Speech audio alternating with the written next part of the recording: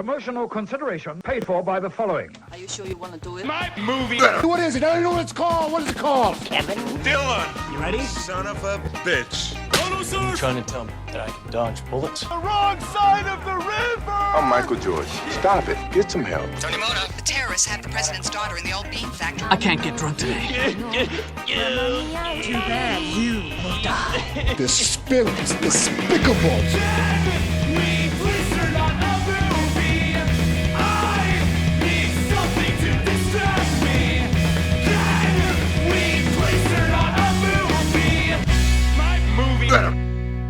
Billy, what's his name show? Hey guys, it's Kevin from My Movies Better, here for a very special video bad movie review. This week, I watched a couple of David A. Pryor films, including the films Deadly Prey and Killer Workout, aka AEROBICIDE. They were both very, very bad, plotless, and ultimately amazing films that I highly suggest you watch as well.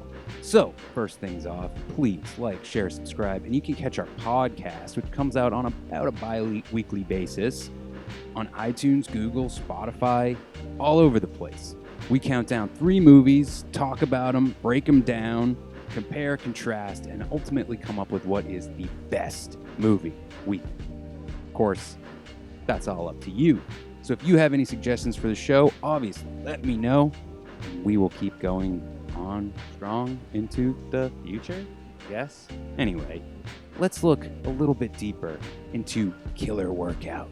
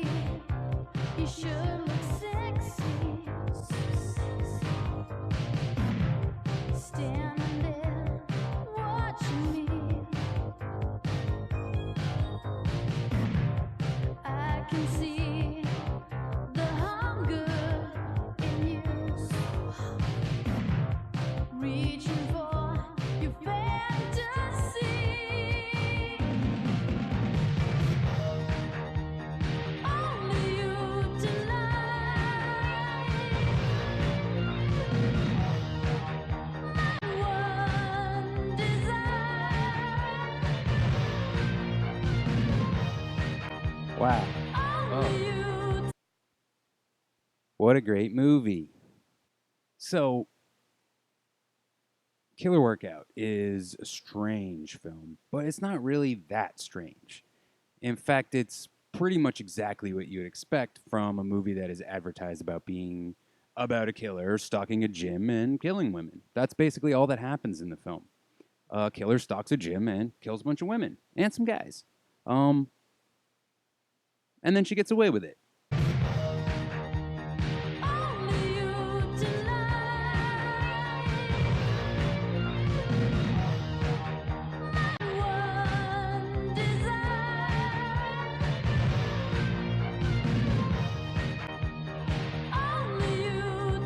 The end. Well, okay. True. That's not really the whole story behind Killer Workout. So, what is it with this film? And mind you, if you haven't seen it, you should probably go check it out. It is on Amazon Prime. If you have that, you can watch it. And oh, and by the way, if you were wondering if that's what Deadly Prey is like, it is too. It's the same fucking thing. It's just a movie that is exactly how it's advertised and does not stray from that in any way. So, like, basically, if you read the plot synopsis, you've seen the movie. Everything about this film is crude. From the camera work, to the acting, to the sets, to the suspense sequences, to the killing sequences, to everything. It takes ineptness to a whole new level, and it is inept in its own ineptness, which I don't even think is possible, or I guess is just redundant. But this movie somehow does it. And same with Deadly Prey. They're very to the point. You know, you have a setup, and it's handed to you, and that's the whole movie. So, like, Deadly Prey starts out with a guy getting kidnapped. And you don't really know who he is, but he's played by Ted Pryor, the director's brother, who also stars in, co-stars in Killer Workout. Excuse me. And he's this buff dude who has a pretty wife and lives behind a chain link fence in a suburban neighborhood where these guys drive around looking for people to basically just copy The Dangerous Game, that short story if you ever read it. And so they kidnap him and bring him to what I think is supposed to be some sort of mercenary outfit, but it's never really made clear like where this mercenary outfit is or how they fit into the film or like why they're allowed to operate in the first place. Like most bad movies that are made by, in a series like this by one director, you have a ensemble cast. So in both these films, you have not only Ted Pryor, as I said, David Pryor, the director's brother, you also have David James Campbell, who in Killer Workout portrays a hardened cop on the hunt for this killer, and in Deadly Prey plays the leader, colonel, commander of this mercenary outfit, who is one of the most wooden, non-able to act actors. That was terrible. He's just so bad. Ugh, can't take it. But I love him for it. It's great. It's fantastic when someone delivers every line just like this and they barely act anything in it. It's beautiful. It's one of my favorite things. I mean, come on, Miami Connection. We also have Fritz Matthews, who plays our red herring killer in Killer Workout and plays the big evil number 2 to the commander in Deadly Prey, who's essentially the guy that Ted Pryor has to fight in the end before he takes out the big bad, who's actually sort of a coward. Again, very formulaic. And what I love about Fritz Matthews is that he's like one of the few people who I think really gets it. He has a lot of emotion in both these characters. He's playing straight up heels, and he plays them really well. Also, I found out an interesting tidbit.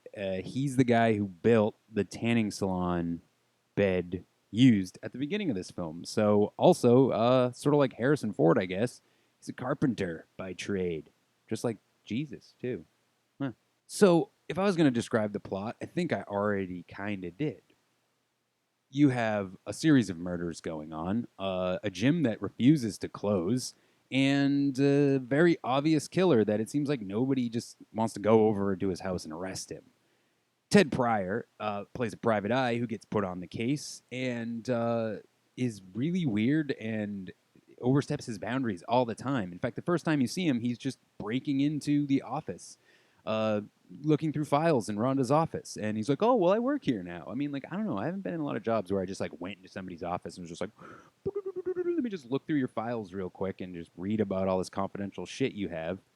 So, Ted Pryor's kind of a dick, but it's okay. And I wasn't expecting this. He actually dies, like, way before the climax of the movie. And I was like, whoa, okay, weird. Not what I expected.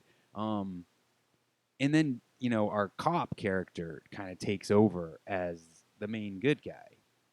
It's a little strange, but I actually kind of liked that. I thought it was like an interesting choice because, again, if you had ever seen any of his movies, you were probably, at least maybe he thought this, you're probably under the assumption that Ted Pryor is going to, you know, be the last man standing in every film because he's this buff, you know, guy and he's the director of he's the brother of the director. And no. Killer Workout wants to mess with your head, man. And the way they're going to mess with your head is by killing off the big good guy in like the 75% mark of the film. All these killings happen. They don't close the gym. And everybody just seems to be like, we're going to catch this killer. So as the film goes on, it becomes pretty clear that this guy, Jimmy, played by Fritz Matthews, is not a good guy. He has several scenes that really push the fact that he is a piece of shit. Great red herring territory there. And these include him being like stocky around Rhonda and like stalky stalking her and trying to ask her for dates and stuff. It becomes clear early on that you almost have a Perfect Blue situation going on here. Spoiler alert for Perfect Blue, where you have two characters working in tandem, but you only know of one of them. And that character is sort of the red herring. So not terrible plot-wise, just doesn't really do anything else other than that. And the whole film's main conceit is then turned into a very strange ending that, again, I liked as well, but is perhaps not what you would expect. So after the whole cast has been murdered, except for the cop and the actual killer, which the film has pretty much already told you she's the actual killer, in a scene where she rips open her shirt and you see her awfully scarred body, and the cop is like, I know you're actually Valerie Johnson, and Rhonda is your sister. You're Rhonda, and Valerie's your sister. She's dead. Whatever. You're not who you say you are. She gets away with it because she kills the bad guy. Again, very much like Perfect Blue. She gets rid of Jimmy, who has only committed one murder in the film, and that is of Ted Pryor, the private eye, and immediately she is seen as the big hero. In fact, there's a scene where all these women from the gym come running up to her, and they're like, our hero, yay! But the cop is still out there, and he knows that Rhonda is the bad guy and that she's the murderer, and he's going to do something about it. In a scene that I actually think, I always say this about bad movies, there's always, in the best bad movies, there's always one scene that's really good. And this is that scene. Not so much his monologue, but that monologue and with how the rest of the scene plays out. So, if you haven't seen the film and you don't want the ending spoiled, if you don't care, I'm going to spoil it right now. So, for some reason, Rhonda goes with the cop out into the middle of nowhere. I guess it was just that time where people just trusted cops, like, unconditionally. And he's carrying a shovel, too, which is another thing that's like, I don't know if I'd follow a detective who knows I'm a murderer. He's got a shovel in his hand, and he seems to be in an agitated mood. So he tells this long and drawn-out story about how his father, one time, went over the edge, and there's this guy, he'd kill people in town, and everybody knew he did it, but he got away with it. And at this point, again, Rhonda should be like, okay, so what are you saying, man? And he continues to tell this story where he's like, and then that guy disappeared, and my father, he didn't say a word, but I knew what happened. And today, he crossed that line, and today, I'm going to cross that line. And another great thing about this scene is he keeps yelling. He's great at yelling, shut up. He does it in Deadly Prey as well. So he's like, shut up, all of a sudden when she's talking or tries to interrupt him. She's obviously very agitated. At one point, he produces a gun, and it's great. This movie has that great bad movie trope where everybody has revolvers for some reason, because like they couldn't get like Colts, I guess. All I know is I don't think cops are carrying service revolvers like that in 1987, but I might be wrong. I'm probably completely wrong. I'm fucking stupid. So he is basically telling her he's going to kill her, and you're like, okay, so let's wrap this up, buddy. And she hits him with a shovel, and she gets away. And you have one last panning shot in on her. It's probably not what it's called. Of her sitting at her desk with her safety pin. She's like, and I really liked that. It was the one part of the movie that wasn't predictable, at least to me. Some people might have seen it coming. But normally in films like that, the character dies or gets her comeuppance or his comeuppance, and we move on. There's some sort of finality to that. Obviously, David Pryor was like, bro, we got to have Killer Workout as many as we can. So we got to make Killer Workout 2. I'm just looking here. Yeah, there is no Killer Workout 2. But he did make Deadly Prey, which is far more predictable and far more stupid, but I also think less watchable. Well, Killer Workout kind of almost feels like it could be a parody horror movie. Deadly Prey is about, I'm going to say, 40 to 50 minutes of the runtime is just guys running around the jungle shooting at each other. Probably more than that. It's probably like 80 minutes of the runtime. But, and just not a whole lot of depth to it. One thing Deadly Prey does have, however, is Cameron Mitchell, who, if you've ever listened to the podcast, you'll know he's one of my favorite bad movie actors. And he gives a phone-in performance of a lifetime. A little man who spent 27 years of his life as a cop trying to put big shots like you away. 27 years in the filth and the dirt of the street, and there ain't no music down there. You watch the people in the streets, killing, raping each other, pumping dope through their veins, while big men like you sit in the fancy penthouses. And at the poor slob's rotten hell. I know about you. As long as it puts money in your pocket. Today, the nobodies who made you rich are gonna win. Die, you son of a bitch.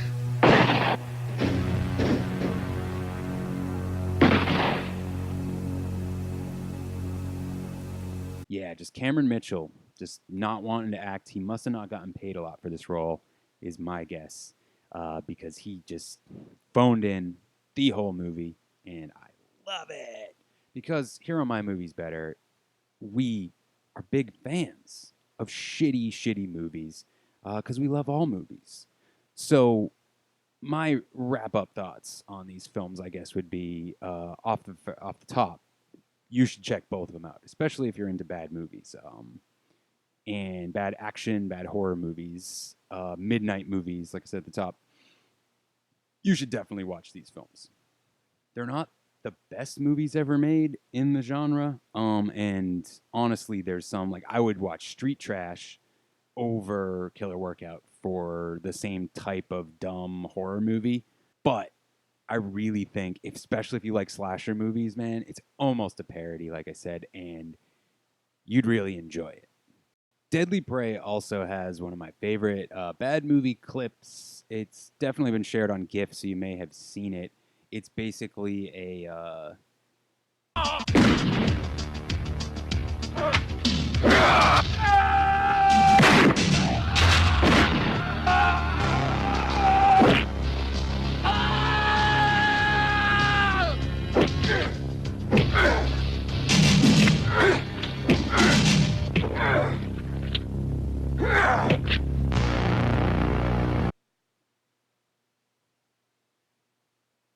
Well, it was basically that you just saw. You know, Ted Pryor running headlong into gunshots, somehow not getting hit, chopping off a man's arm, and then beating him with it. So that is officially the top scene of either movie by far.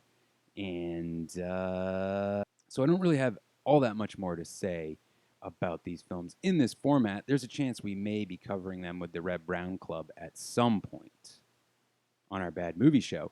However, I think that without you watching them, you won't really be able to fully experience how great they are.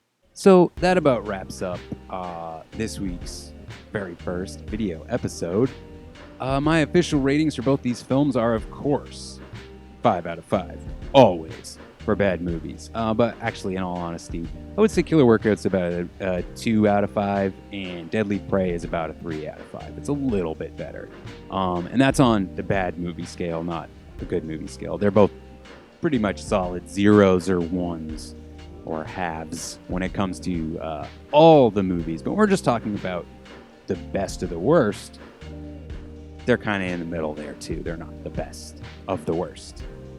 So if you're expecting Miami Connection or The Room, not quite. But if you are expecting a really dumb, silly midnight movie experience, either Deadly Prey or Killer Workout will definitely scratch that itch.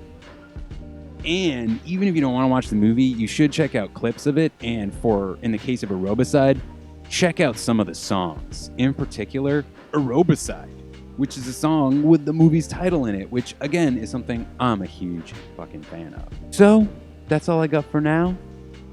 You have a great day wherever you are. keep being great. Don't do bad stuff. Don't make bad movies unless they're really great movies. Good night, good luck, and go fudge yourself. And have a great time doing it. And like, share, and subscribe. My Movie's Better.